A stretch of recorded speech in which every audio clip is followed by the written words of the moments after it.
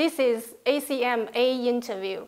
We're coming to Bel Air Plantation and very honored to have an interview with Mr. Corey Stewart, who is running for U.S. Senator in Virginia. Thank you very much for your time. First, would you do a brief introduction about yourself, your family, your background? Yeah, well, thank you. I'm Corey Stewart. I'm the Republican nominee for the United States Senate here in Virginia.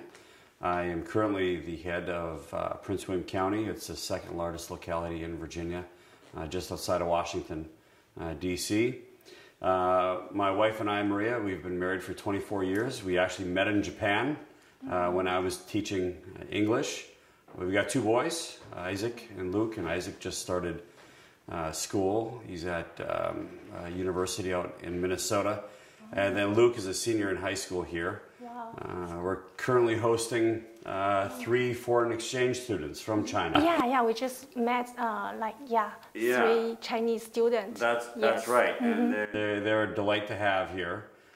We've enjoyed, prior to these 3, we had a foreign exchange student also from China. Yes, yeah, and we enjoyed that so much. He went off to college, and so now we are hosting 3. Wow. And so we like that. It's good for our family too, but it's good for our sons, we feel, to have this exposure. More international. More international, that's right. And my wife is originally from Sweden, so we've got a very international household here, and we travel quite a bit. I was actually in China, in the Shanghai area for about 10 days a few years ago, and traveled in my role as a government official. So I've got a lot of interest in China, and am looking forward to working on issues involving China when I'm in the United States Senate. Why are you running? Everybody knows it takes a lot of time, energy, and money, and possibly in the end, still not get elected. Yeah, I know, it's true. I mean, it's a bit like going to Las Vegas. It's a big gamble because ultimately you put a lot of money, a lot of your time. There are impacts on your job and your time away from your family. Yeah. And so and if you lose, you've got nothing to show for it, which is very true. But I feel a very strong calling for this. Ever since I was a very little boy, I wanted to be in politics. I feel that I have something to offer right now, especially. I think America needs more politicians who speak very bluntly and honestly and openly, and that's my style. I've been, for the last 12 years, I've been leading this county, Prince William County, and I've done some good things. I've kept taxes very low. We've generated a lot of business. We've improved public safety. The crime rate has gone down. We've hired hundreds of new firefighters and teachers and police officers, and I like to get things done. Okay. That's why I want to run for the U.S. Senate. I like to get things accomplished, even if that means, as it often does, you need to be able to work with people who are Democrats and Republicans. You need to be able to work across the aisle. That's why I'm running. Fabulous. What is the most serious issue U.S. is facing as you see? I think America has lost its manufacturing sector over the past 20 years. I think that we've lost a lot of those jobs, what we call blue-collar jobs, working men and women. And I would like to bring those back. America needs to manufacture things again.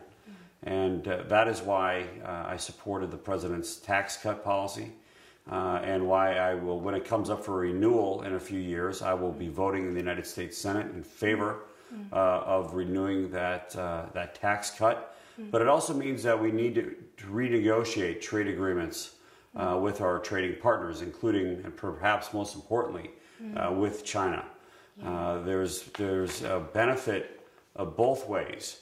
For the Chinese government does need to drop its trade barriers And that will improve the quality of life for Chinese citizens as well, because it'll make imported products, including American products, less expensive for the Chinese consumer. So that is overall the most important issue that I think that there is in this country, is to bring back manufacturing to the United States. Yeah, we know you support President Trump, and who made a lot of efforts on things such as bring jobs back to U.S. What do you think his policy about racial discrimination? Yeah. And if you will be elected, and what do you have any plans on in fact some policies on that? Yes, I do. I feel very strongly. Right now in the United States, if you're an Asian American student, you have to score on average 280 points higher on your SAT than students of other races, and I think that's wrong. I think that students, when their application is submitted to a university, I think the university should not care. Thank you for saying that. Yeah, they should not care, and it should be unlawful for universities to even ask what your race is. They should not use that as a consideration. The only thing they should look at is, what are your grades? What are your activities outside of school and in school? And finally, what is your SAT score? But they should not use race as a factor in college admissions. I think that's wrong. And they're doing it in the name of affirmative action. Look, these policies were put in place in the 1960s when America was a very different place. And these policies are now, they're still there, and they're hurting our students. They are penalizing, they are punishing students merely because they're Asian American, and that policy needs to end. And I will be submitting legislation next year in the United States Senate that will prohibit any university, any college in the United States from even asking the race of the college applicants. Well, some people think the freedom and democracy in this country has been abused. Like, for example, the recent thing, Dr. Ford accused the judge sexual assault her many years ago. How should the law prohibit people from telling story about public figures? That you're telling stories about public figures, or anybody for that matter, that are lies. Yeah, and this is something there's a balancing. There needs to be a balance here. On the one hand, we need to make it possible. People need to be allowed to criticize their public figures. People need to be allowed to criticize, politicians and to make comments. But that does not mean that people should be permitted to spread lies that are very damaging to people and their families, the way that Dr. Ford has with regard to Brett Kavanaugh. I think that was wrong, and I think that it should be punishable through civil action. I think that Brett Kavanaugh should be able to sue Dr. Ford for damages, for the damages that she's done to him and his family. Right. Yeah. U.S. tightens visa approval to Chinese students, even to high school boarding students. How do you think about that? I think that's a mistake.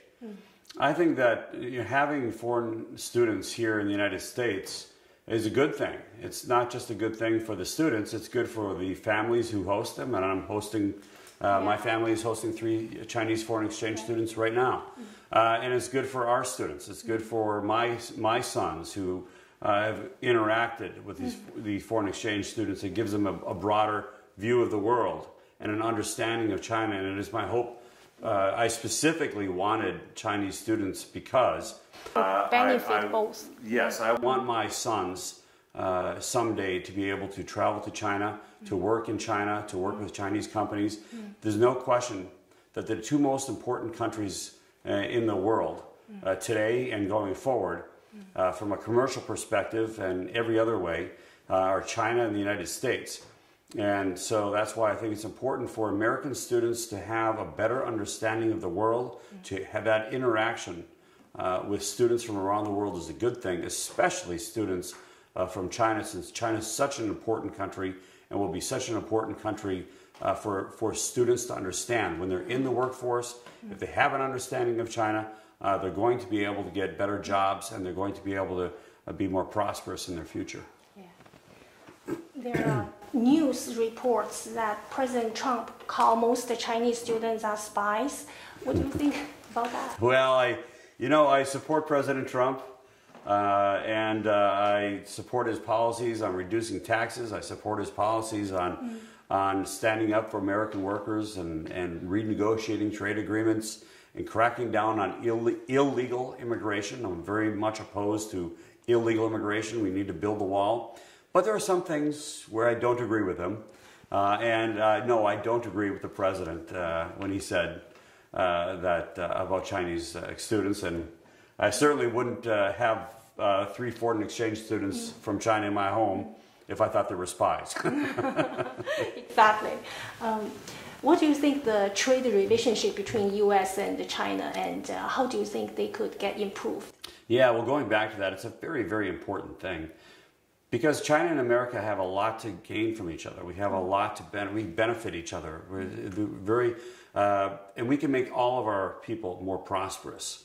But there needs to be an open trade relationship between the two countries.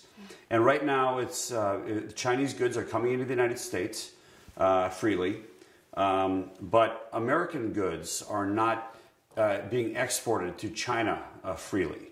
The Chinese government has imposed very high tariffs on many American goods, and those need to come down.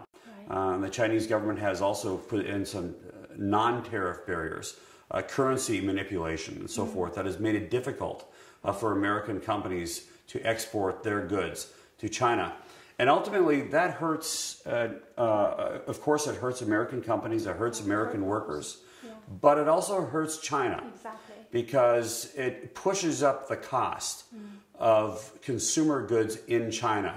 And if we can convince the government of China to lower its tariff barriers on American-made goods, this will improve the quality and it will reduce the cost of consumer goods for Chinese citizens as well, and it will help foster a very positive relationship, trading relationship between the two countries that will benefit both countries and both peoples for many years to come. Do you feel you have enough funds to run the election? And how do you think people who support you can raise a fund for you? Well, not yet. We're still working on that. And we're going to need to spend a lot of money at the end of the campaign on radio and TV ads, and they're very expensive. And so every day I'm calling people to ask them to donate, but we could certainly use anybody who's watching this. I would ask them to go to my website at www.coreystewart.com, coreystewart.com, that's COREYSTEWART.com, and make a donation. And okay. No amount is too small. I will do that. Well, thank you. Yes. Well, thank you very much for your time again, and God bless you. God bless America, and bless your campaign too.